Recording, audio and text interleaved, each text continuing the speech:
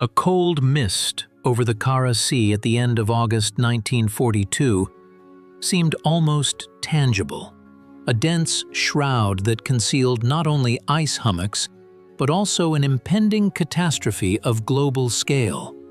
On this day, August 25th, the old ice-breaking steamer named Alexander Sibiryakov was making its usual routine voyage, not even suspecting that in a few hours it would turn into a legend, and its crew would perform an act that changed the course of the entire Arctic campaign.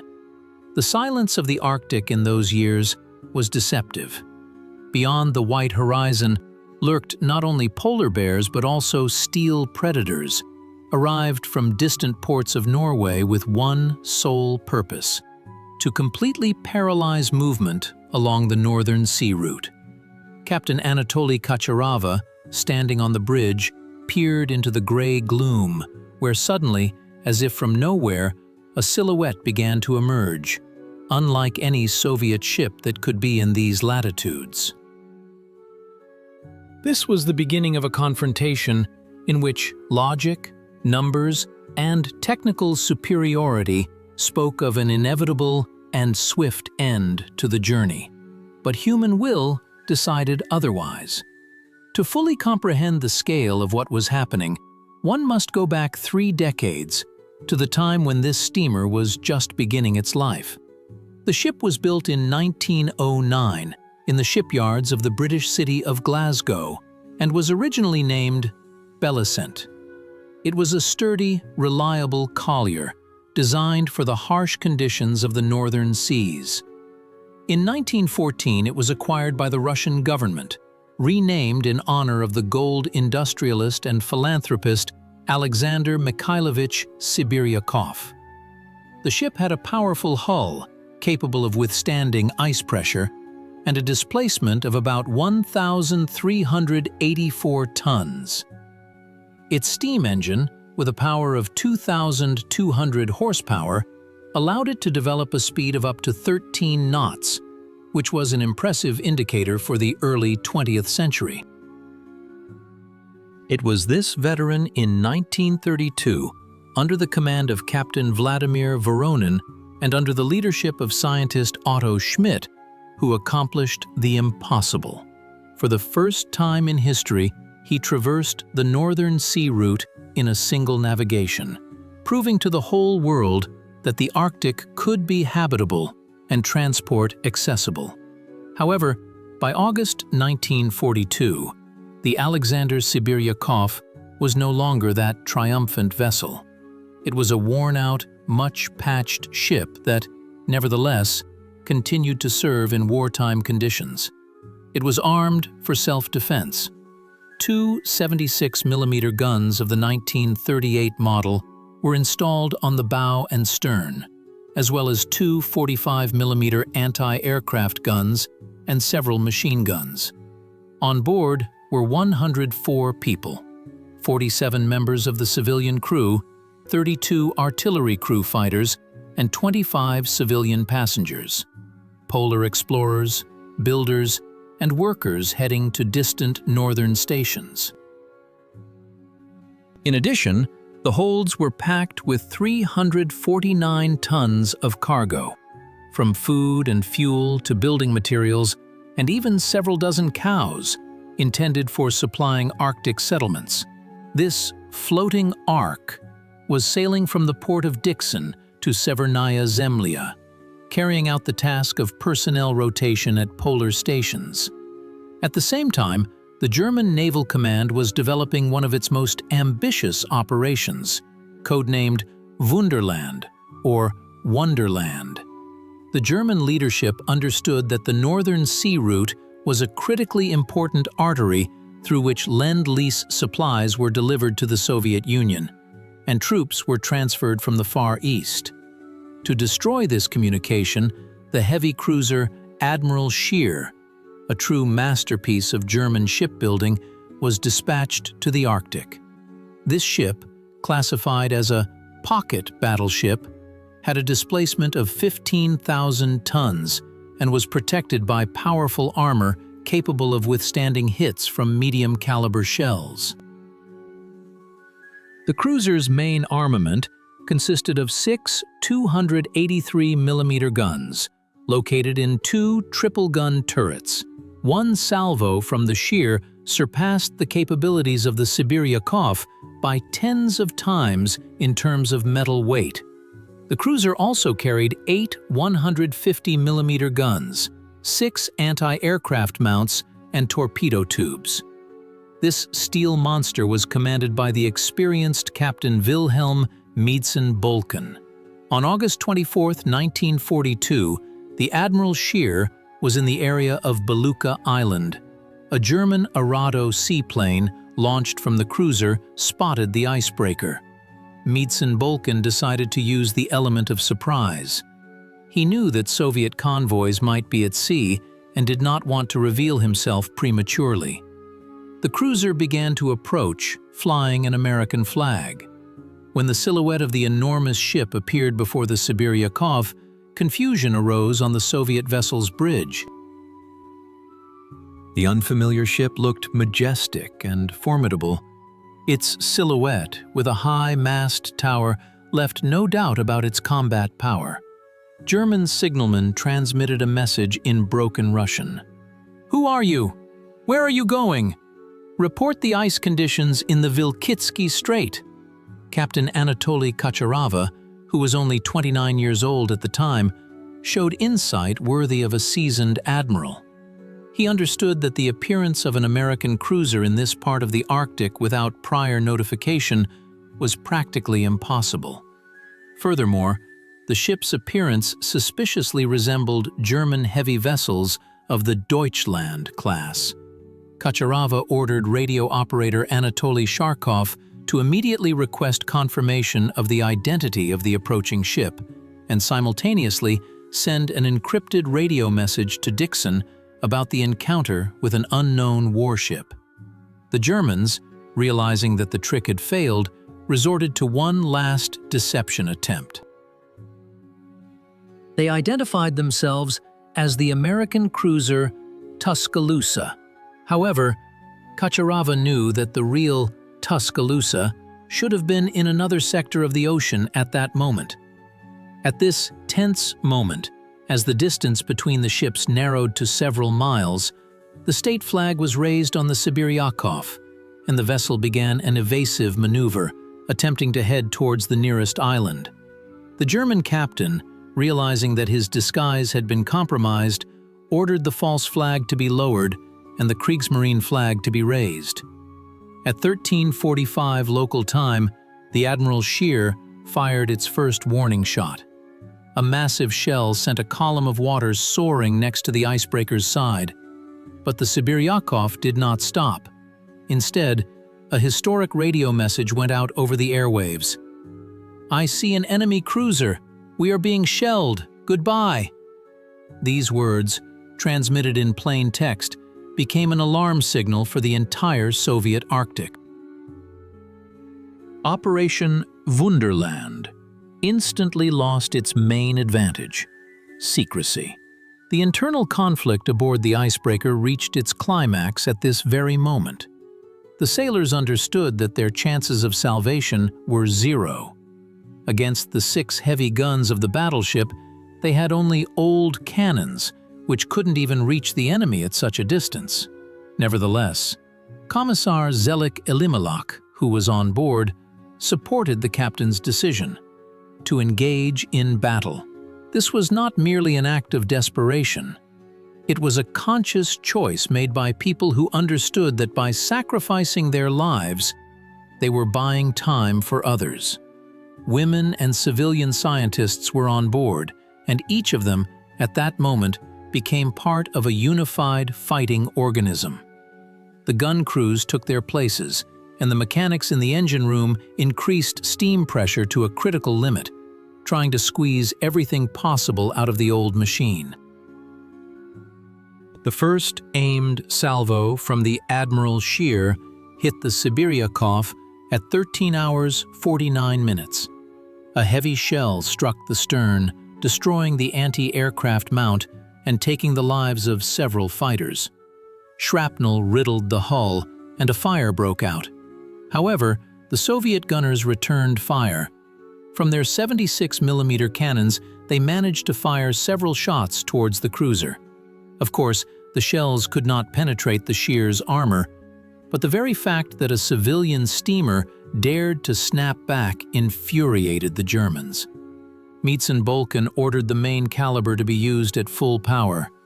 The second salvo brought down the foremast and damaged the radio station, but Sharkov continued to transmit signals using an emergency transmitter. The third hit struck the area of the captain's bridge.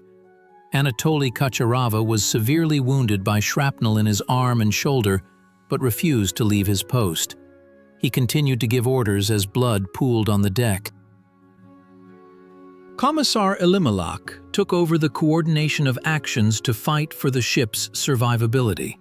People, choking in the smoke, tried to extinguish fires using ordinary buckets as the fire hoses were severed. In the holds, frightened animals cried out, and the smoke from the burning coal mingled with the smell of gunpowder. It was hell in the midst of the ocean's icy calm. The fourth shell hit the bow, where the ammunition depot for the cannons was located. A powerful explosion thundered, literally lifting the ship out of the water. By 14 hours, 5 minutes, the Alexander Sibiryakov had become a blazing hulk. The ship lost headway, its deck was littered with debris, and water began to pour in through holes below the waterline. Captain Kacharava, losing consciousness from blood loss, ordered the crew to abandon ship. However, even at this moment, the struggle did not cease. Chief Engineer Nikolai Bochurko descended into the engine room to open the seacocks. He understood that under no circumstances should the ship fall into enemy hands as a trophy. With him below remained those who ensured the operation of the pumps until the last second. Bochurko never made it back to the deck, sharing the fate of his ship. The German cruiser ceased fire when it became clear that the icebreaker was sinking. A boat with a landing party was dispatched to the scene of the disaster.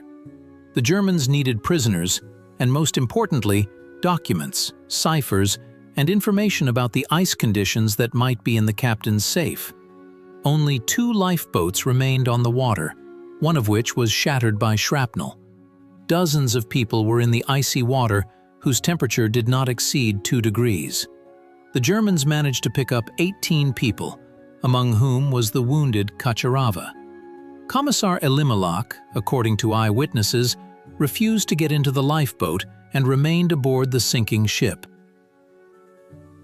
He stood on the deck, leaning on the railings, and calmly watched the approaching German boat until the water closed over his head. One of the sailors, Pavel Vavilov, performed a miracle that day that seems impossible. He managed to reach a small rocky island called Beluga in a lifeboat, which contained food supplies and warm clothes. He spent 34 days on this lifeless rock, battling hunger and polar bears until he was spotted by a Soviet plane and rescued. His story became yet another testament to the incredible resilience of people of that generation. Vavilov was the only one of those who did not fall into captivity and remained free directly in the area of the ship's demise. After the battle, the Admiral Shear continued on its way, but the situation for it changed dramatically. Thanks to the radiogram from the Sibiryakov, the enemy was already known in Dixon. All Arctic radio stations transmitted a warning. Convoys at sea immediately received orders to disperse and take cover. Operation Wunderland was thwarted in its main part. The German cruiser approached Dixon on August 27th, hoping to capture the port and destroy the naval operations headquarters. However, it was met with fire from a coastal battery consisting of 2 130mm guns, commanded by Lieutenant Nikolai Kornyakov.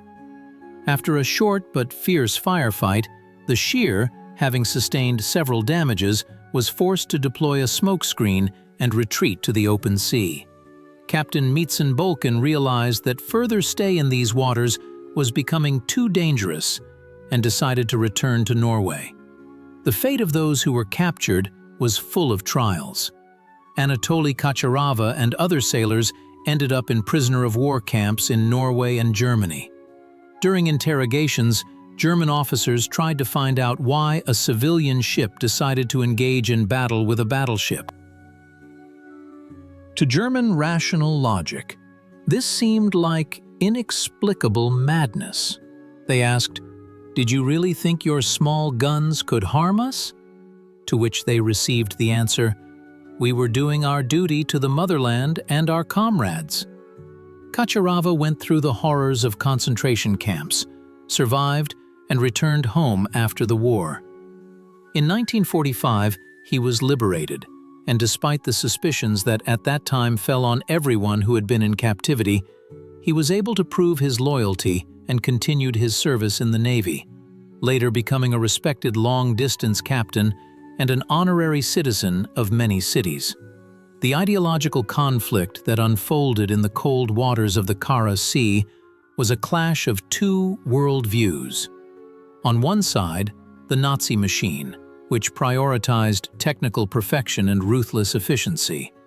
The Admiral Scheer was the embodiment of the idea of the superhuman in metal.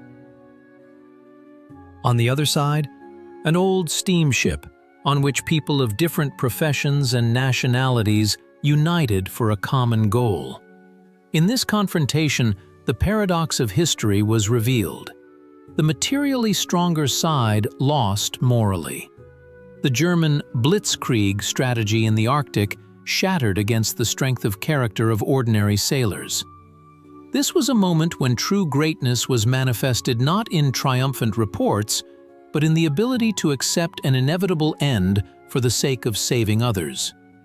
To understand the significance of this feat for modern history, one must look at the development of the Northern Sea Route in subsequent decades.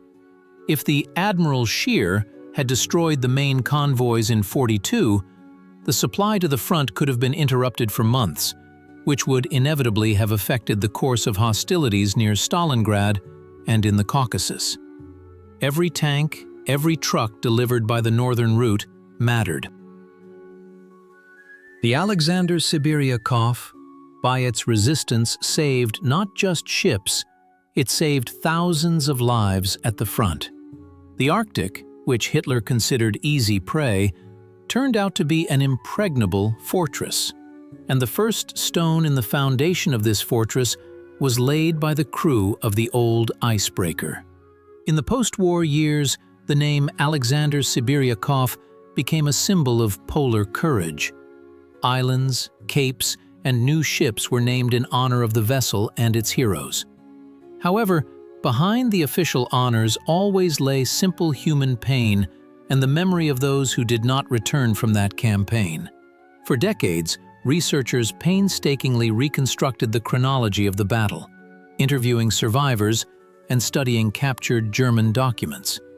It turned out that the Germans, in their reports, noted the extraordinary bravery of the Sibiryakov crew, acknowledging that this battle was the most unexpected and psychologically challenging episode of the entire Operation Wunderland for them. If we delve into the technical details, it is worth mentioning that the Sibiryakov's radio station operated on vacuum tubes, which often failed under the vibration of explosions. Anatoly Sharkov literally had to adjust the contacts on the fly so that the signal continued to broadcast. This was a feat of technical ingenuity no less significant than the feat of the artillerymen, and the stokers, working in conditions of unbearable heat and coal dust when the ship had already taken a list, continued to throw coal into the furnace to ensure the steam engine worked for maneuvering. These people saw the water beginning to flood the decks, but did not leave their posts until the very last command. Today, when nuclear icebreakers ply the Arctic expanses and satellites track every movement in the ocean, it is difficult for us to imagine the degree of uncertainty and danger faced by the sailors of '42. They had no radars capable of detecting the enemy tens of kilometers away. They had no air support. They had only fog, ice, and loyalty to their oath. That is why their deed resonates in people's hearts even today.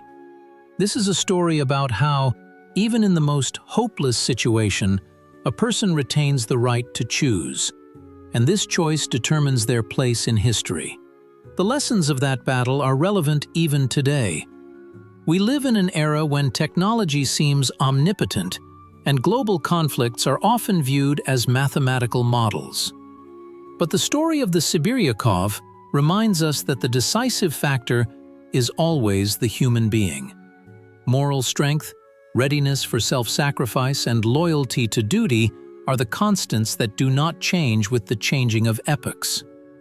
In the modern world, where security is often taken for granted, it is important to remember the price at which it was achieved in the past.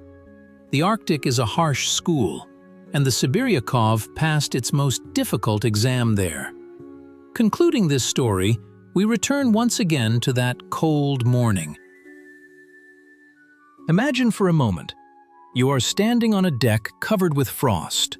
Before you is the colossal bulk of an enemy battleship ready to crush you to dust. In your hands is only an old cannon, and behind you is an entire country. What would you feel? Fear? Undoubtedly. But after fear will come that very feeling that made Captain Kacharava give the order to open fire. It is the feeling of responsibility for those who follow you. It is the realization that your departure from life can be the beginning of a new life for hundreds of other people. The place where the Alexander Sibiryakov rests today is marked on all nautical charts as a district of military glory. The coordinates 76 degrees north latitude and 91 degrees east longitude. This is the point where time stood still.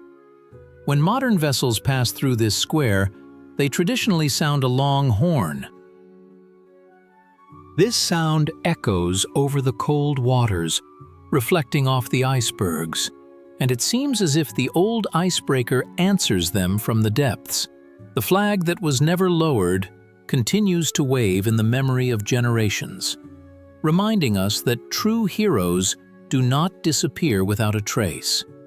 We must remember the names of everyone who was on board, from the captain to the cabin boy, from the scientist to the carpenter. Their collective feat is a mosaic of personal courage. For example, the ship's doctor who continued to bandage the wounded under fire, or the cook who helped carry shells to the guns. In that battle, there were no civilians. In that battle, everyone was a defender. And this unity became the very secret weapon that the Germans could not account for in their plans. They expected panic and immediate surrender, but they met organized and fierce resistance. The story of the Alexander Sibiryakov teaches us that even in the darkest fog, one can find a path if one has an inner light. This light is love for one's land and self-respect. We cannot change the past, but we can ensure that it is not forgotten. Each generation must rediscover these pages to understand the ground upon which it stands. Our North is not just ice and resources. It is a territory of heroism, watered with the blood of those who were not afraid of the steel monster. Today demands no less resilience from us, albeit in different spheres. We face challenges that test our humanity and our readiness to defend our ideals. And in such moments, the example of the Sibiryakov becomes the very beacon that helps us stay on course. This old steamer, built in Britain and lost in the Russian Arctic, became part of the world heritage of courage. Its story is a hymn to life that continues even when everything seems to be over. Concluding this narrative, we again hear the quiet lapping of the Kara Sea waves. The fog dissipates, revealing an endless horizon. Where gunshots once roared, a majestic calm now reigns. But this calm is not emptiness. It is filled with meaning. It is the calm of victors. we leave this place with a feeling of deep gratitude and pride. For as long as we remember the Sibiryakov, it continues its voyage. Its engine runs, its radio station sends signals, and its crew stands watch, guarding the peace and quiet of our northern land. May this story become yet another humble monument to those who did not return from their voyage in August of '42. We have no right to forget. We are obliged to carry this history through the years, passing it on to our children as the most precious relic.